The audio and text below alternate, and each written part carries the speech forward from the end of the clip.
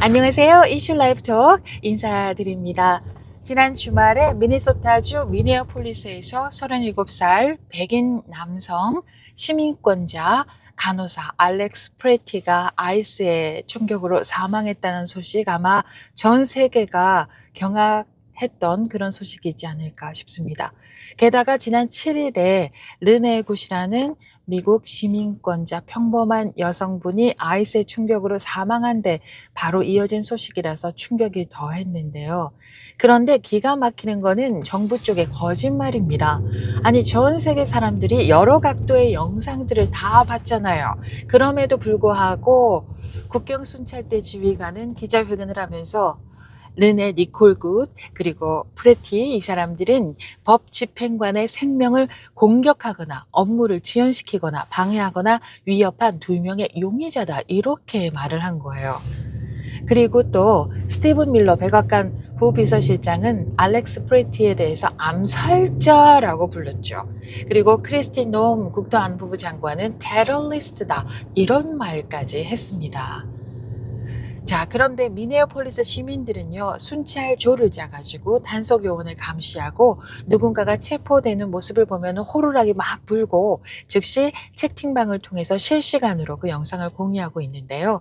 그러니까 시민들이 모두 폐쇄회로 TV, CCTV 역할을 하는 겁니다. 자, 1992년에 로드니 킹 사건 너무나 잘 아실 텐데요. 이 로드니 킹 사건이 사람들에게 많이 알려졌던 거는 한 시민이 찍은 영상 때문이었습니다. 그때는 뭐 스마트폰이 있고 이런 때가 아니었잖아요. 그때 조지 헐리데이라는 그 시민이 최근에 얼마 전에 새로 산 캠코더가 있었는데 경찰이 폭력하는 장면을 촬영을 하면서 알려지게 됐습니다. 당시에 조지 홀리데이는 집에서 잠을 자고 있었는데 교통 단속 소리에 잠을 깼대요. 그래서 이제 밖을 내다 보니까 막 누군가가 경찰에게 이제 폭행을 당하는 장면을 본 거죠. 그래서 새로 산 캠코더를 들고 집 밖으로 나와가지고 그 장면을 촬영을 한 겁니다. 백인 경찰관 4명이 흑인 로드니 킹을 집단 구타하는 장면이었는데 주먹으로 때리고 발로 차고 전기 충격기까지 사용을 했고요. 그때 당시에 로드니 킹은 그 폭행으로 두개골이 골절되고 영구적인 뇌 손상도 입었습니다. 헐리데이는요, 당시에 집단 구타 장면을 9분 동안 비디오 영상으로 고스란히 찍었습니다. 그리고 이 사건 다음에 바로 이제 경위를 알려고 경찰서에 전화를 했는데요. 경찰이 내용을 알려주지 않았대요. 그래서 이 영상을 LA의 텔레비전 방송국에 제보를 했습니다. 그 이후에 로드니 킹 이 폭행 당하는 장면은 수백 개 방송국을 통해서 송출이 됐고요. 이것은 역사의 증거물로 남게 됐습니다.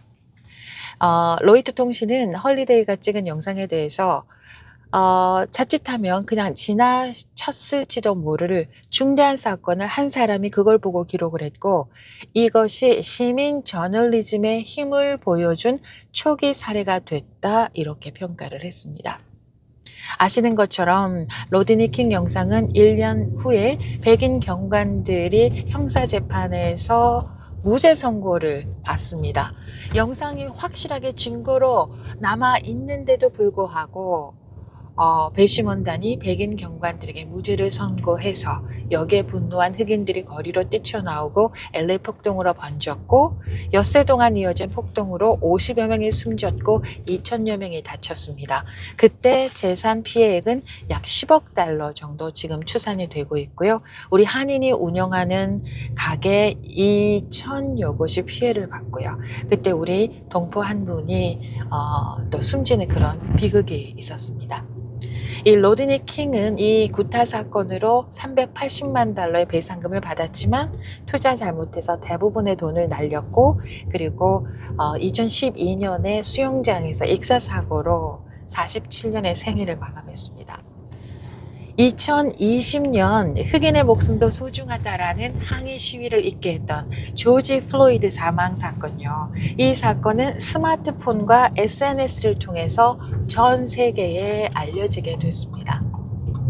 캠코더에서 SNS, 그리고 핸드폰, 이제는 숨기려고 해도 숨길 수 없는 거짓말이 통하지 않는 그런 시대가 됐고 그런 시대는 시민에 의해서 지금 이루어지고 있습니다. 자, 그런데 트럼프 행정부는 왜 눈에 빤히 보이는 이런 거짓 주장을 반복해서 하는 걸까요? 언론들의 분석을 보면은요, 지난 2020년에 대선 조작설이 있었잖아요. 그때 당시에 대선 그 투표가 조작됐다. 이 대선 조작설을 통해서 이념적으로 편향된 언론 또 온라인 여론몰이를 활용을 합니다. 그래서 이런 특정 이야기를 일찍 빨리 퍼뜨리고 계속 반복하잖아요. 그러면은 이 반대 증거를 잘 믿으려고 하지 않는 그런 사람들을 설득하는데 굉장히 효과적인 사실을 이미 터득을 했기 때문이다라고 미국의 언론들은 분석했습니다. 극도로 양분화된 세계에서는요, 누구나 자기하고 정치적인 성향에 맞는 영상을 고르게 되는데, 예를 들어서 트럼프를 지지하는 사람들은 시위하는 사람들이 연방 요원들에게 막 이제 욕설을 하는 그런 영상을 보면서 사망자들은 스스로 죽음에 책임이 있고 위협을 받는 것은 연방이민세관 단속국 아이스 요원들이다라고 믿고 싶은 대로 믿게 된다는 겁니다. 자, 그런데요, 이것도 수위가 어느 정도 있어야죠. 수위가 넘어가면, 도를 넘어가면 역효과가 생깁니다. 그래서 공화당 쪽의 정치인들조차도 이건 너무 심했다. 그리고 또 미국의 총기협회에서도 이건 아니지. 이렇게 지금 의견들이 나오고 있습니다. 그 아이스에 반대하는 재향 군인들이라는 팻말을 들고 시위에 참가한 한 남성분은요, 내가 군에 입대한 건 결코 완벽하지는 않더라도 개선되고 성장되는 나라에 봉사하라는 것이다. 나는 이 나라의 자유의 원칙들을 지키기 위해서 군에 입대를 했었는데, 그런데 여기서 우리가 보는 건 그와는 정반대 아니냐. 그래서 나는 시위를 하는 것이다. 이런 얘기를 했습니다.